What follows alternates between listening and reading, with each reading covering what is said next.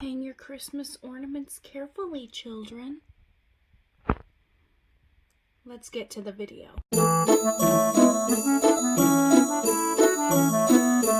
Hey everybody, how's it going? And in today's video, what you are going to need is one plastic dollar store shot glass, just broken. And what I mean by that is shove it into, like, I'd recommend a quilt or something like that and just crush the living crap out of it. Because then you have glass shards. Haha. And what you're also going to need is either, well, I wouldn't recommend glue for this. If you have modeling wax, great. You can use that instead of liquid latex. I'm using liquid latex in this look because it looks absolutely real. And I like scaring people. So I'm going to be using all Mehron products. Mehron liquid latex. Like I said in previous videos, be careful because liquid latex has a very thick ammonia smell. Not so much on the Mehron products, but if you're using creature latex or something like that, it's going to really have a smell. Also, the two kind of brushes you're going to need are, they don't have to be makeup brushes. They can be paint brushes too. You're going to need a detail brush and just a regular size paintbrush. There you go. And you are going to need coagulated blood. I'm not going to lift it up, but it's Mehron. Ah, crap. It's just very runny and it's sticky, which is good, but not when you're showcasing. Anyway, let's get to it. Okay, so we're going to start with getting out our bruise wheel. And I know I said, oh, I'm going to use all Mehron. Well, this is Ben Nye bruise wheel. It's amazing. I'm torn between Mehron and Ben Nye because both products for special effects and or stage makeup are top-notch. You can't go wrong with either. They're just perfect. So, what we're going to do is don't outline a square on your cheek because that's not how things happen. When you like fall down, you're not like, ah, oh no, it is a perfect square. No, it's not realistic. So, take your detail brush and you're going to go into the red. And we're going to outline where the glass is going to be in your cheek. So I'm going to go here. And you are going to want to, like, color it in. I'll explain that later. But let's just outline where the glass is going to go. Should we go a little higher? Yeah. Okay. Let's go a little bit higher. It's not going to go in a square. Alright. You want it to look realistic. Now this outline looks completely not real, but okay. So now what we're going to do is take our detail brush and we're going to paint in the entire section of what we've just outlined. Okay, so now that our cheek looks like a punk rugrat for some reason, okay. Now what we're going to do is add detail. Now when it comes to gashes, cuts, anything like that, detail is very important because you want it to look realistic, obviously. And what we're going to be doing now is using the brown in the cut. I like to go with my finger. You can either use the brush or the finger. I'm both a finger painter, wow, and or brush painter. So what you're going to want to do is just tap and pat all along the edges of your cut. Why? Because you know when blood dries and it gets kind of brown and it looks gross? That's the look we're trying to go for right here. So what you're going to want to do is just go around all the entire outline of your cut with the brown color on your bruise wheel. And if you don't have a bruise wheel, grab your, well, you know what, we'll just bring it out. Your Jawbreaker palette or any other palette with brown. And you're going to want to do the same thing, except if you're using powder, you're going to need to use twice as much because it's not face paint. Face paint really just, it's very pigmented and it swipes on real easy. But with powders, you're going to have to do, again, apply with a pat, but you're going to have to go twice as hard. You're going to have to use twice as much, okay? Okay, so now that we've done the edges in brown, what we're going to want to do is do a little bit in the center. And I know this is a lot bigger than what you've seen in the beginning of the video, but that's because I wanted to really showcase how it's done in that sense.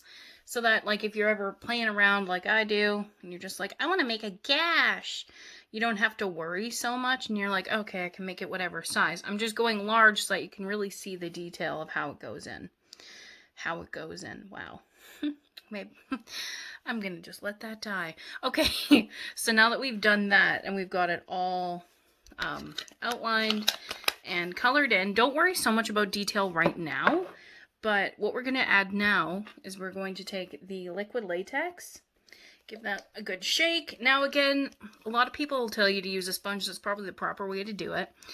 But if you're doing it for this, what I'm gonna use is a finger. Because, you know what, don't actually, never mind, scratch that. If you have a sponge, put it on with a sponge. And give it a good goop. Be generous with this, because what you're going to want to do is lay it down flat just where the red part of your cuts are. And you want to go, you're going to want to go thick with it so that your pieces of plastic will really stick and stay. Okay.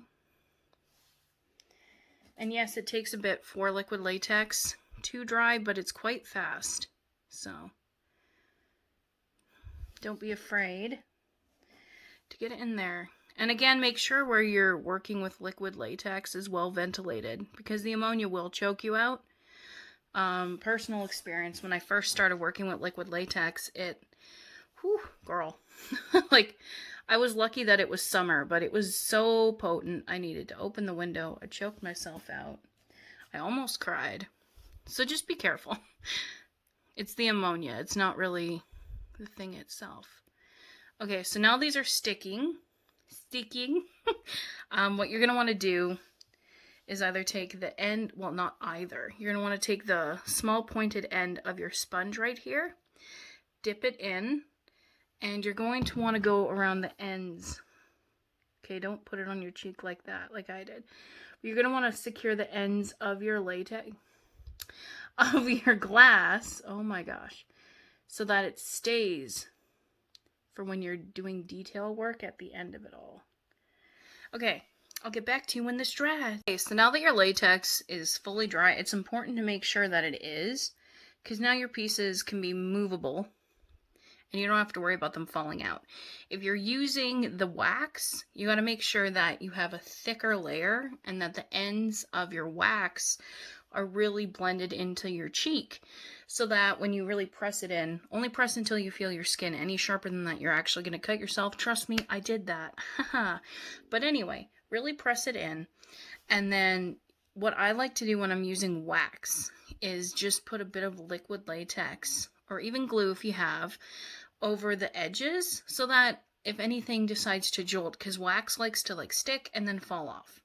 So if it does that, you'll have your glue or your liquid latex to secure that in and make sure it doesn't move. That being said, now that your latex is all dry, cool, what you're going to want to do is, now this is where detail comes into place. We're going to need more brown, and we're going to use all Mehron. No, actually, you are going to need brown eyeshadow. I use this. You don't have to, but I like to do it because it adds detail. Because nothing is this smooth. I have yet to have an injury that just is like that smooth. So again, dip your finger or a paintbrush or a makeup brush and just coat your finger generously with the brown. It looks like poop. Anyway, and you're just going to want to dab. Lightly dab. And I know it looks light, but trust me, once we add the liquid, once we add the, oh my goodness, once we add the fake clotted blood, it's going to make it look so much more realistic. So the whole point of this is realism. I am obsessed with that. I mean, you can have it as campy or as like G-rated of a thing as you want. I like to make it look real because I am just like that. I love gore makeup, and that's what I do. So for this part, I do not recommend using fingers. You can, but it'll be very, very messy. You take your coagulated blood, and if you're making it from scratch, you would make it with corn syrup. the way, I'll put the recipe down in the description. You're going to want to add more, oh goodness, what is it, cornstarch than you are corn syrup, because then that way it'll look coagulated. So you take your detail brush, fill it with your coagulated blood, and you're just going to want to dab at the edges of where the said glass meets the skin, because you want it to, there you go.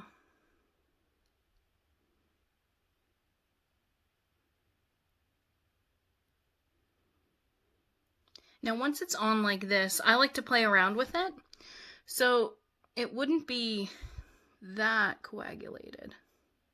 Or it would be, but it wouldn't be that thick. Maybe not. I don't know. I'm not a doctor. And like I did when we did the present video, if you haven't seen that, link right down below. And you're going to want to just pat. Pat ever so slightly. Because that's going to look very agitated, right? That's why we have the red. The red that we used before, oh my goodness, I'm so nervous. Anyway, is going to cause agitation of the skin, right? And make it look real. So we will pat this and see already from a distance, and even up close, it's looking, well, pretty legit. Now that we have the edges of our glass done, we're going to still need the detail brush. And what we're going to do is we're actually going to put all of this coagulated blood all over. Like all over. Not in like large clumps. Let me show you. Give a little dip. A little swirl. And just like this. And you want to just pat it on and give a twist. And you're going to want to do that all around your entire face. And don't worry how bright it is. Real blood is quite bright, and it gets dark the more that comes out. We'll worry about the detail of that after, but we'll just outline all of this like so with the coagulated blood. Alright, so now that we have done that to the entire area, what we're going to do is again grab the detail brush we have and go back into the brown. Because like I was saying before, blood that gets like old necessarily, but when it dries, it gets brown. So we'll just go in, and again, you just want to like brush and pat, if that makes sense. Let's use my hand to, I'll show you. Brush, but like also pat up. And it looks blotchy, sure, but when you blend it, you see what I mean? If that makes any sense. Because you already have your fake blood in that little section. So let us do that to the entire area. You're going to want to paint and dab to the entire area. Dab the entire, don't do that. Okay, so we mix it to cocktail. Oh la la. Okay, so now you want to grab your regular sized paintbrush or makeup brush, and you're going to want to give a little dippy dip. Whee! And you're going to want to just let it glide down. And one thing I should have mentioned is you're going to get it all over your shirt if you're like me. So just put on a shirt you don't really care about, whether it's, you know, something you bought in a bargain bin or you got from an ex. I'm not here to judge. Anyway, just give it a little dippy dip. Whee! Okay. And you're just going to want to be generous with this. Because, I mean, you got a bunch of cuts everywhere. There. And just really put this stuff on. Because you're going to want it to like, don't be afraid if you get it on the glass pieces. Because I mean, that would be realistic. You are going to get blood everywhere. Another thing you could do too is if you have a lot of the shot glasses, put some of your fake blood in a shot glass and just gently pour it down your injury.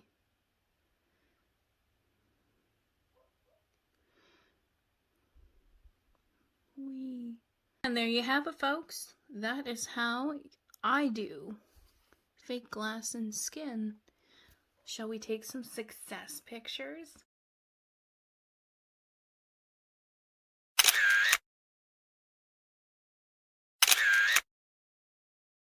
Hope you guys enjoyed this video. Leave a like down below if you did. Leave me a comment. What other kind of things do you want to see? What other kind of things you want to see? I'm not even Italian. You want to see the fun part? I love peeling it off. Wee. Freaks out my mom every time. If you're watching this, Mom, I love you. See you in the next video.